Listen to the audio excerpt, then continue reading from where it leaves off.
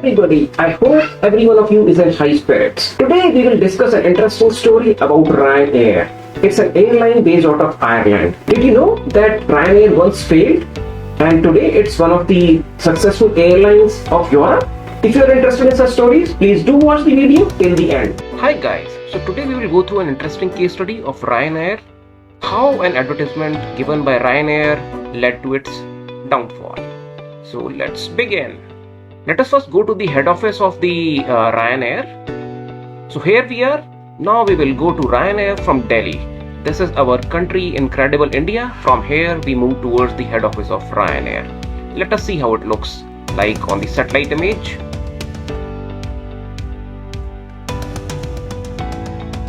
Here we are. This is the head office of Ryanair.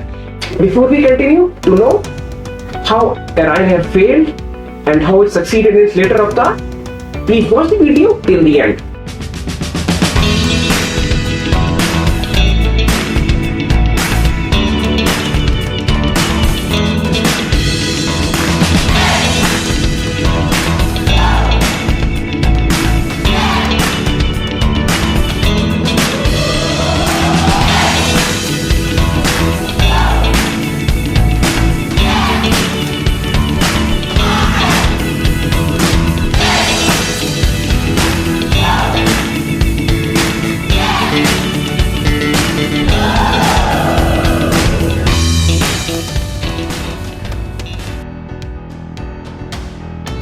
Let us now go through the About section.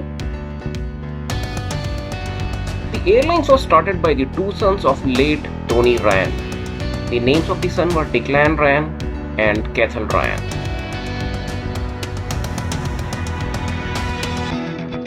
So introducing Tony Ryan. Tony Ryan was the leasing manager for Aer Lingus, which is one of the leading airlines of Ireland. In 1975, he co-founded a company called Guinness Speed Aviation, which soon became the world's largest aircraft leasing company.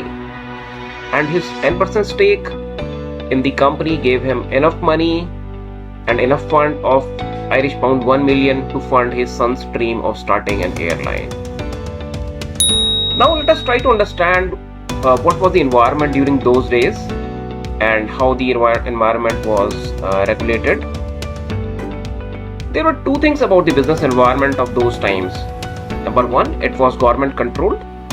Number two, most of the airlines were owned by governments. The domestic travel was mostly between provincial cities and was priced high to subsidize international routes. After World War II, American airlines became very powerful and efficient.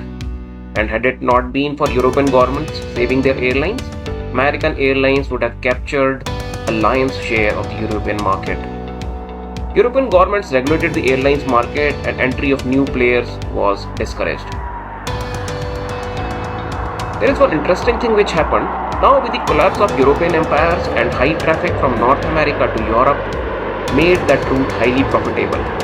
At least initially, the capability of the advanced jets crossing Atlantic became a major factor in developing that route. The European airlines were inefficient and high prices did not go down well with the consumer. Seeing this opportunity, charter airlines started entering the market, offering air tickets as well as lodging. These chartered airlines were owned by shipping companies. The airlines responded by offering discounts and starting their own chartered airlines. So by mid-1980s, charter airlines would carry 60% of all passengers. Now something very interesting happened in America. The American Congress passed the Deregulation Act, leading to deregulation of the American aviation industry. Approximately 21 new airlines entered the American aviation industry. At the same time, in Europe, Margaret Thatcher advocated for a single European Act, which meant that there would be a free movement of people and goods from one European country to another. Let us understand a bit about Margaret Thatcher. Margaret Thatcher government was open to reforms in the aviation industry. British Airways was still making losses and it suffered a loss of £102 million on revenue of £1760 million. In order to make the British Airways profitable, British Airways brought in two stalwarts.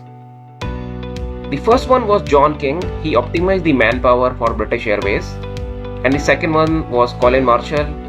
He improved the customer service. Colin Marshall was the ex-head of Avis car rental services. Now let us try to understand what happened in Ireland. What was the environment in Ireland? Aer Lingus, it is an Irish airline. It was a joint public and private venture in Ireland. In 1946, British government took a 40% stake in the airline. This allowed British Airways to cater to the passengers from North America. Now let us try to understand what were the operations for Ryanair. Ryanair's first flight was from Waterford Island to Gatwick, London, and they were waiting for the license for the other routes. Ryanair got the license to operate from Dublin, Ireland to Luton, London, and they planned to have 4 flights daily.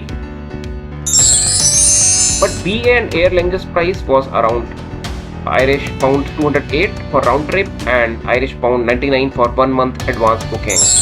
Ryanair price was surprisingly lower than all of these. It was Irish pound 98 for the round trip. Now let us try to understand what led to the downfall of Ryanair. Happy birthday, Aer Lingus. That is what Ryanair advertised on the front page of the newspapers. It was the birthday of Aer Lingus, and the cake was shown like that a big pie has been taken by Ryanair. This had made British Airways and Aer Lingus notice Ryanair. The price war started. Before we further try to analyze the case, let us try to understand how we can map the product and the market. We have a product and we have a market. The business happens where the product and the market match. Ryanair offered the same services as British Airways and Aer Lingus, but at a lower price. Price can never be a competitive advantage and can be matched by the competitors. This led to the downfall of Ryanair. Ryanair now exists in its new avatar. Ryanair in its new avatar changes products, services and market. It started to cater to low-priced rail and ferry segment customers who were traveling for a price of £55. So friends, this brings us to the end of our video. I hope you found this video very interesting and engaging. Thank you very much. Those who have not subscribed to us, please subscribe for such interesting stories. Thank you very much for watching the video. If you like such stories, please do follow us. Thank you.